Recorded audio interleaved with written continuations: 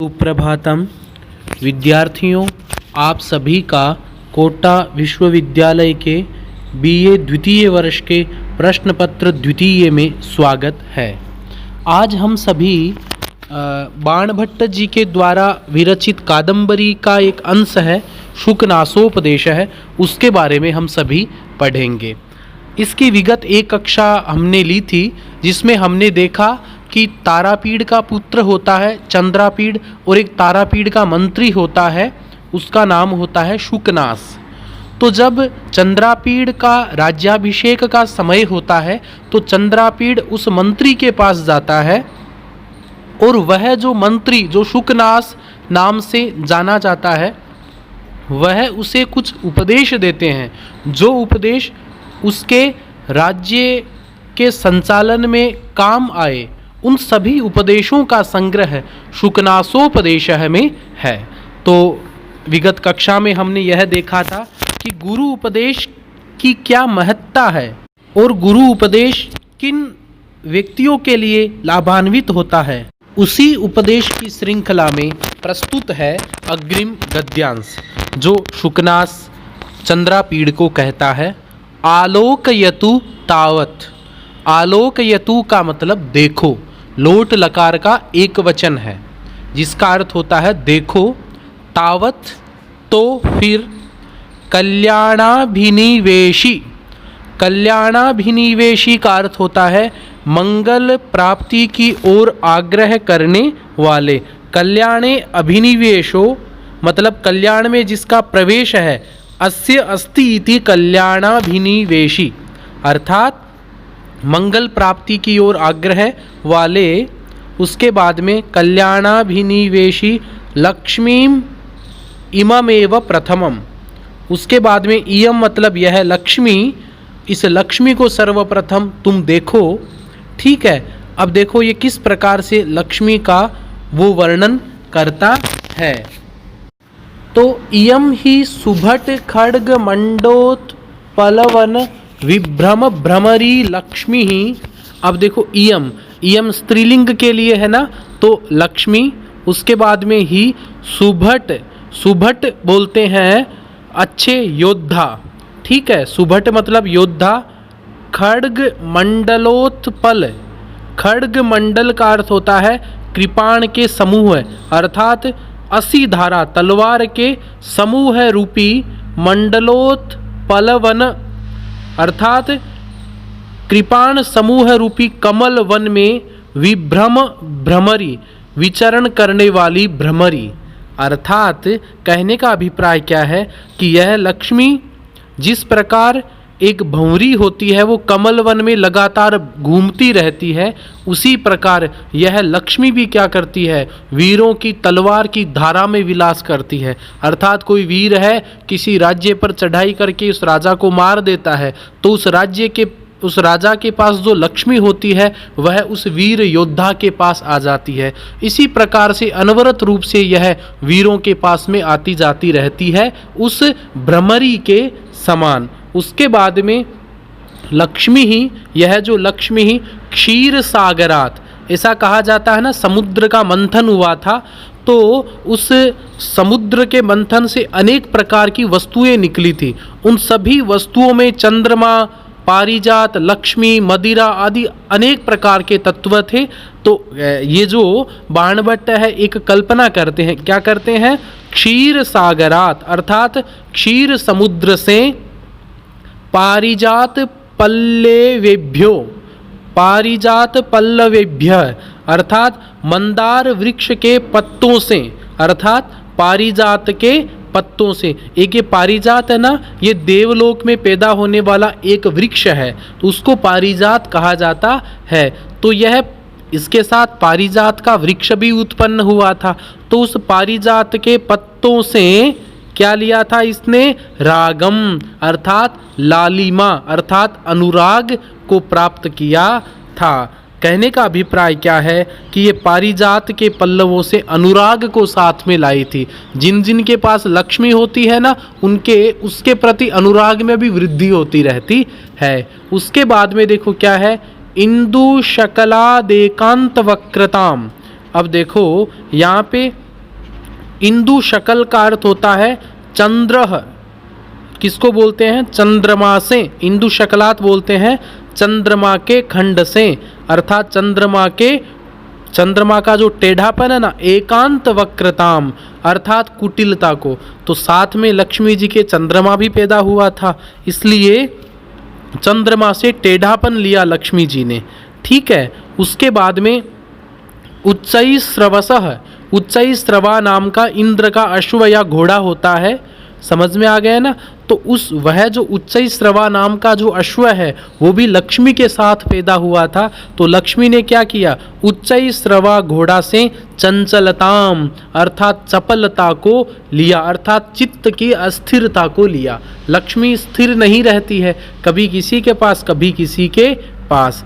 कालकूटान मोह शक्तिम, कालकूट नामक विष होता है, जहर होता है, उस विषात मोहन शक्तिम अर्थात मूर्छित करने का सामर्थ्य, अर्थात वश में करने की शक्ति लक्ष्मी ने कालकूट नामक जहर से लिया था।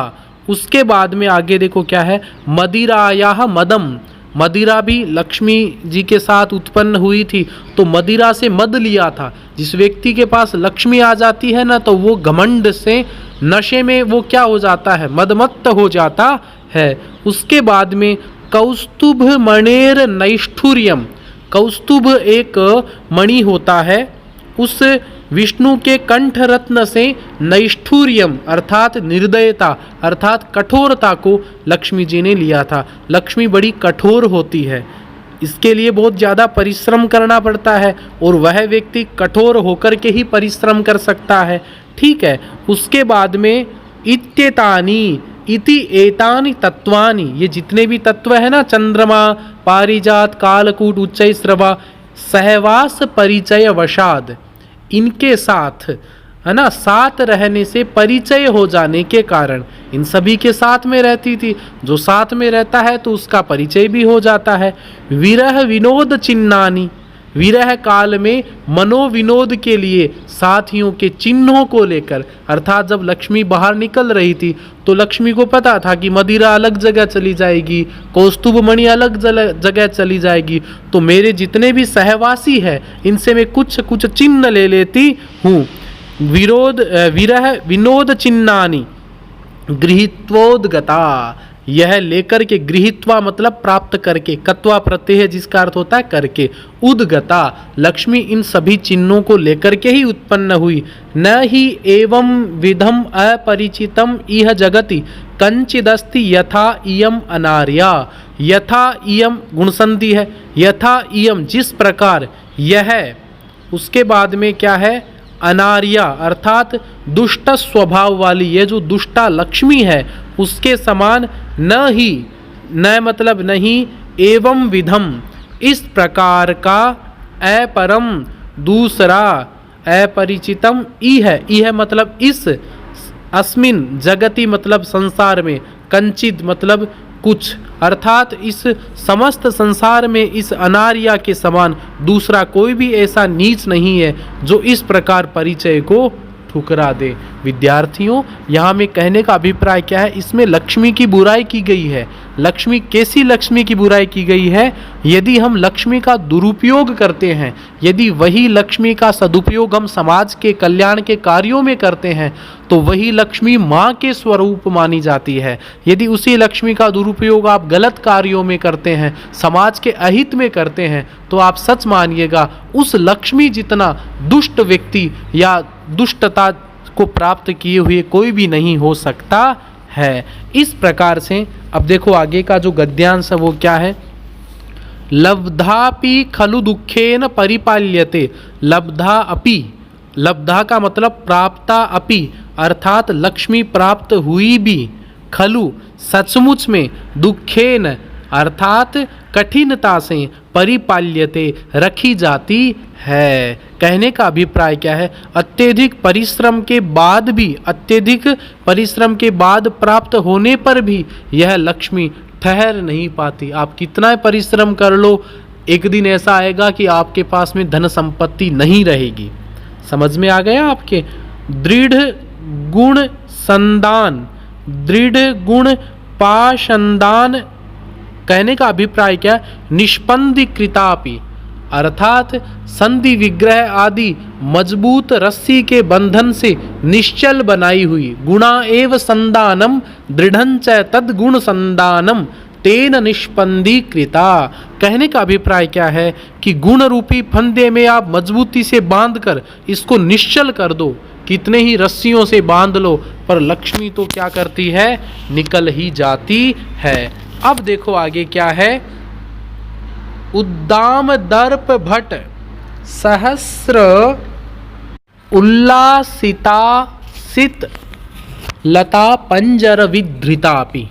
उद्दाम दर्प अर्थात उत्कट गर्व वाले, भट सहस्र, भट का मतलब योद्धा मैंने बताया था ना, भट सहस्र मतलब हजारों सैनिकों से, उल्लासित 80 चमकाई हुई तलवार रूपी, 80 लता पंजर, 80 मतलब तलवार, लता मतलब उनके तलवार रूपी पिंजरे में, पंजर विधृतापि पकड़कर बंद की हुई, अर्थात उद्दामो दर्पो येषाम ते च ते भटाः तेषां सहस्रम तेन उल्लासिता ताश्चता असिलताः ता एव पंजरम तस्मिन् विधृता।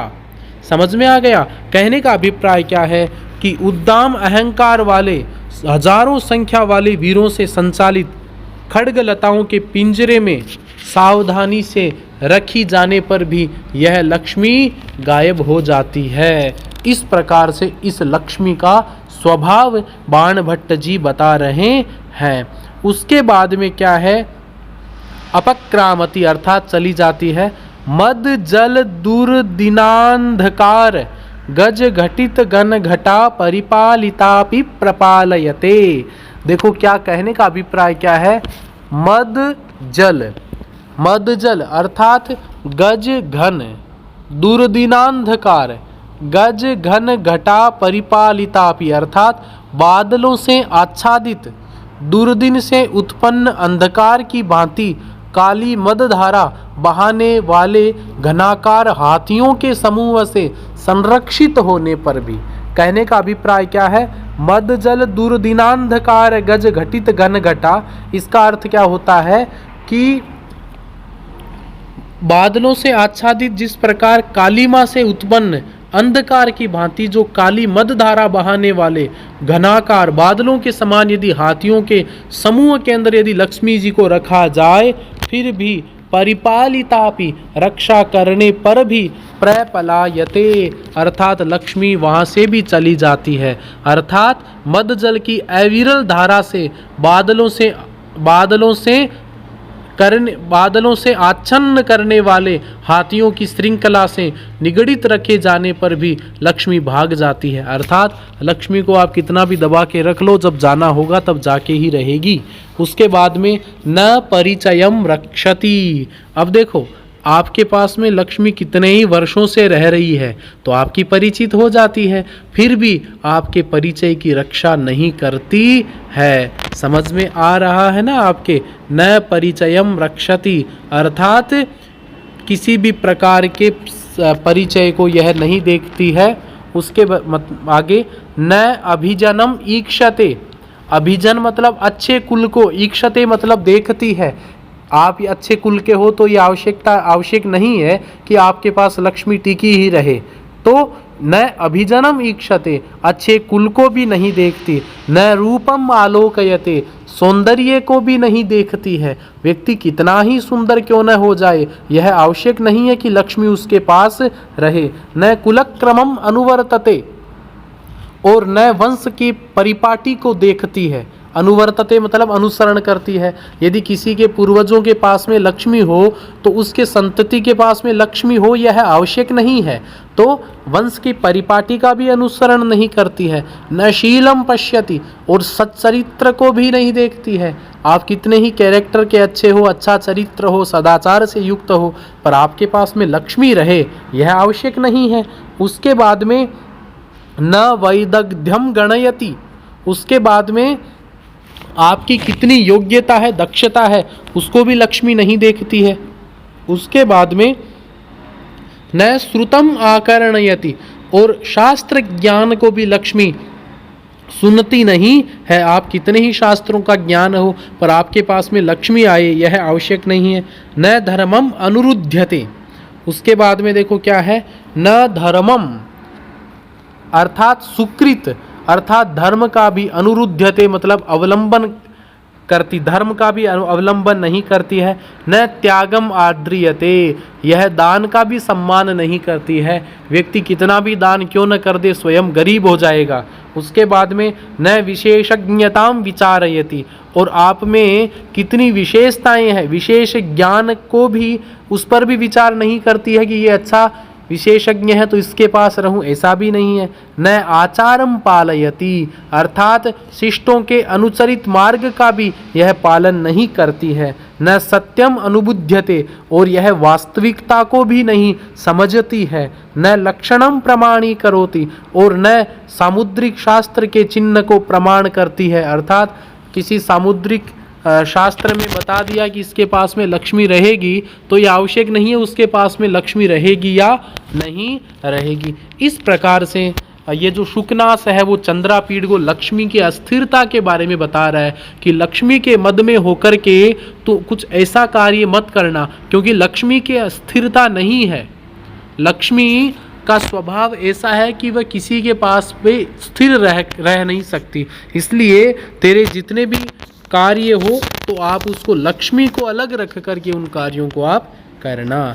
अब देखो आगे क्या है, गंधर्व नगर लेखेव पश्यत एव नश्यति। गंधर्व नगर लेखा इव गुण संधि है यहाँ पे, है ना, अर्थात हरिश्चंद्रपुरी अथवा मिथ्या आभास रूप नगराकार रेखा की भांति। हमने देखा होगा कभी कभी बादलों में हमें ऐसा लगता है जैसे कोई वहाँ पे गंधर्व नगर दिखाई दे रहा है ना, ऐसा लगता है परंतु वहाँ पे होता नहीं है, वो तो वहाँ पे बादलों के जो धुएं से ऐसा प्रतीत होता है। तो गंधर्व नगर लेखेव अर्थात आभास रूप नगर के आकार की रेखा की भांति पश्यत एव देखते देखते ही नश्यति अर्थात छिप जाती है। अद्यापि आरूढ़ मंदर परिवर्तावर्त भ्रांति जनित संस्कारेव परिभ्रमति। अद्यापि मतलब आज भी आरूढ़ मंदर परिवर्तावर्त मंदराचल के घूमने से भवन में चक्कर काटने से उत्पन्न संस्कार वाली के समान। आरूढ़ मंदर परिवर्तावर्त अर्थात जब समुद्र का मंथन किया था तो मंदराचल पर्वत को बीच में डाल करके सर्प से उसका क्या किया था, मंथन किया था। तो लक्ष्मी भी साथ में घूमी थी, जब पूरा पानी घूम रहा है तो लक्ष्मी भी साथ में घूमेगी। तो उसके परिवर्त आवर्त उसके घूमने से उसके भंवर में भ्रांति जनित संस्कार एवं अर्थात चक्कर काटने से उत्पन्न एक भ्रांति हो गई। उस भ्रांति के कारण आज भी लक्ष्मी क्या करती है, चारों तरफ घूमती रहती है। देखो कवि किस प्रकार से कल्पना करता है ना, परिभ्रमति चक्कर काट रही है। समझ में आ गया आपके अच्छे से।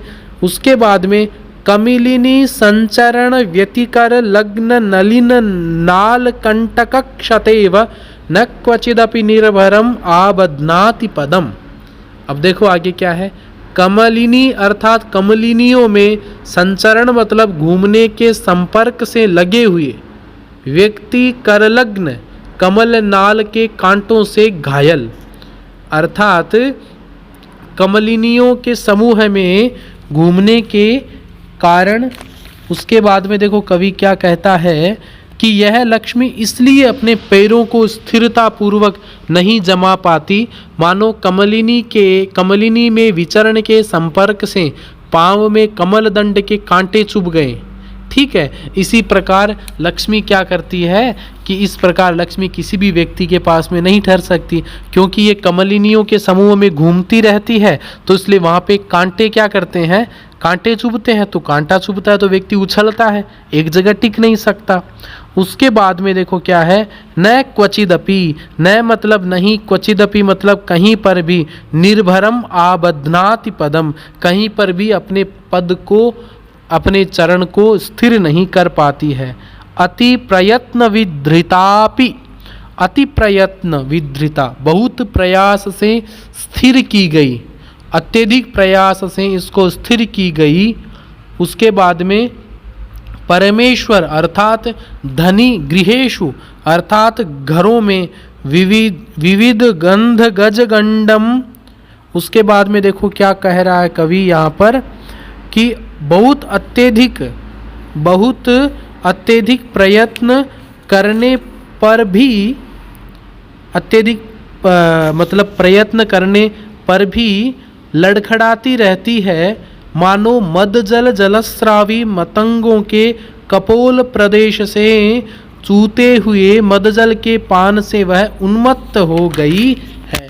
तो देखो इसका सीधा सा अर्थ हमें यही समझना, इस प्रकार से कवि यहाँ पे यही कहने का प्रयास कर रहा है कि यह लक्ष्मी बहुत अत्यधिक प्रयत्न करने पर भी इसलिए नहीं टिकती है कि विविध गंधगज की बहुत प्रकार के हाथियों के मस्तिष्क से निकलने वाला जो मदजल है उसके पान से ये क्या करती है, परिस्खलती। अर्थात परिस्खलती का अर्थ क्या, खिसक जाती है। उसके बाद में पारुष्यम इव उपशिक्षितुम असिधारासु निवसति।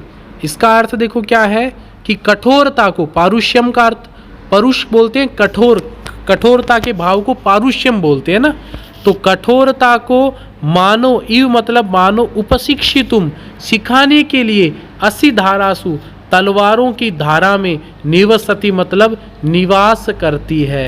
अर्थात कठोरता को उपदेश देने के लिए यह राजाओं की तलवार में निवास करती है। तलवार के बल पर लक्ष्मी को प्राप्त किया जा सकता है, इसलिए उनकी तलवार की धार ही उनका क्या है, लक्ष्मी जी का आधार है। विश्वरूपत्वमिव ग्रहीतुम आश्रिता नारायण मूर्तिम। विश्वरूपत्वम अर्थात अनेक रूपता को, ग्रहीतुम अर्थात ग्रहण करने के लिए, आश्रिता आश्रय रूप में लिए हुए, नारायण अर्थात विष्णु के शरीर को। कहने का अभिप्राय क्या है कि तरह तरह के वेश बनाने के लिए मानो विराट रूपधारी भगवान विष्णु का इसने आलंबन किया है। कहने का अभिप्राय क्या है कि विष्णु भगवान अलग अलग अवतार लेते रहते हैं, उसी प्रकार ये लक्ष्मी जी ने भी विष्णु जी को इसलिए चुना था कि अनेकता, इसमें यहाँ पे विश्वरूपत्व मतलब अनेकता का ग्रहण करने के लिए इसने नारायण को स्वीकार किया था। अप्रत्यय बहुलाच, अप्रत्यय मतलब विश्वास के योग्य, अत्यधिक अविश्वसनीय अर्थात बहुत अधिक विश्वास के योग्य नहीं है यह लक्ष्मी।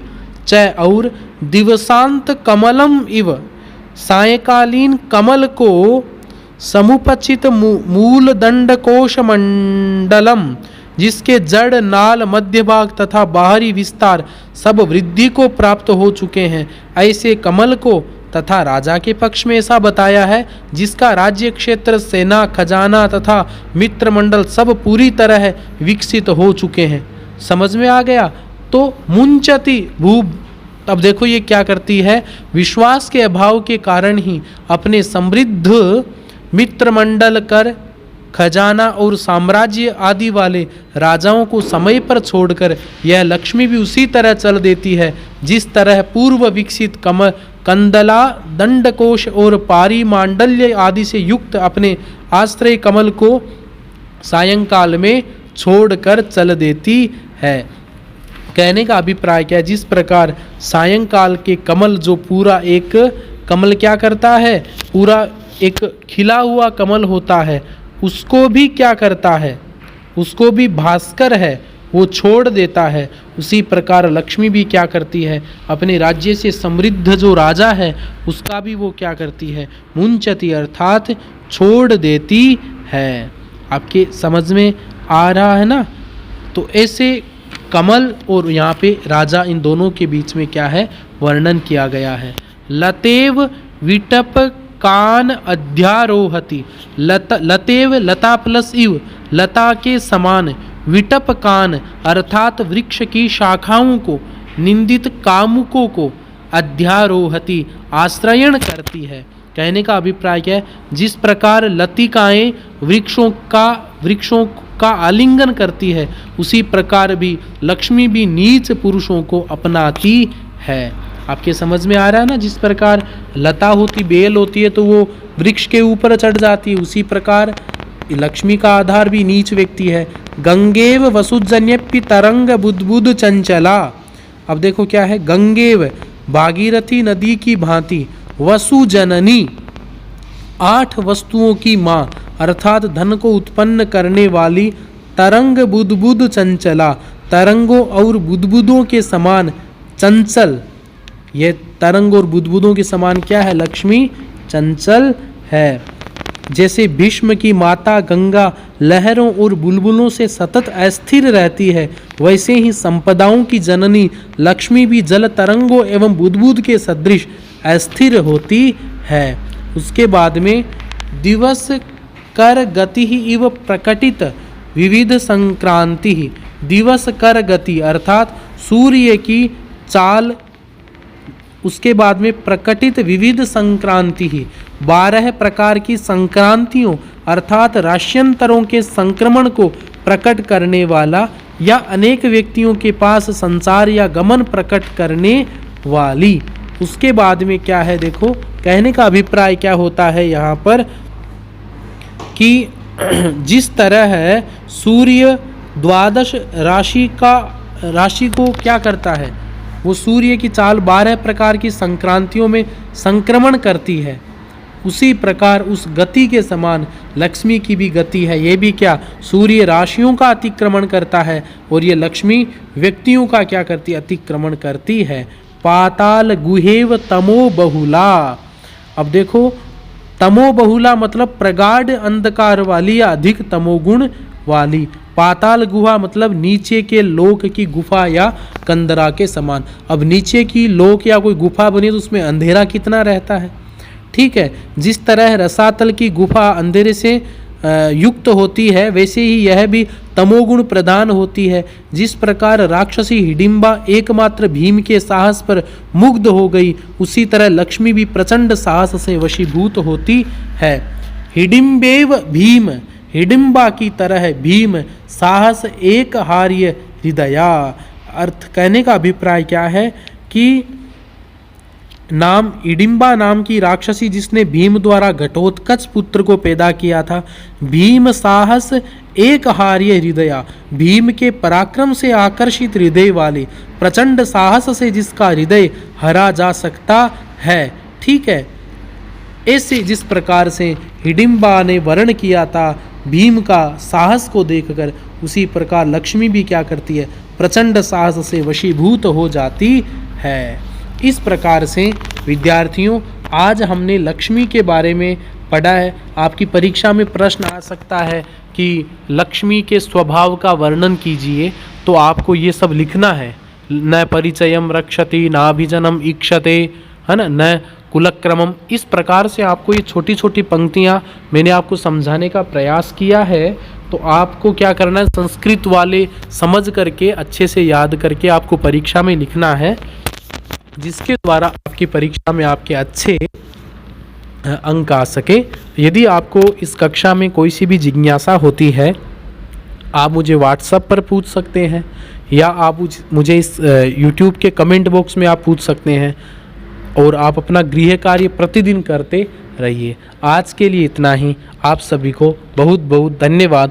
पुनः हम शुक्नास की कक्षा में इन दोनों के बीच में क्या क्या और उपदेश की बातें होती है, उन सभी उपदेशों के साथ मैं आपके सामने प्रस्तुत रहूँगा अग्रिम कक्षा के लिए।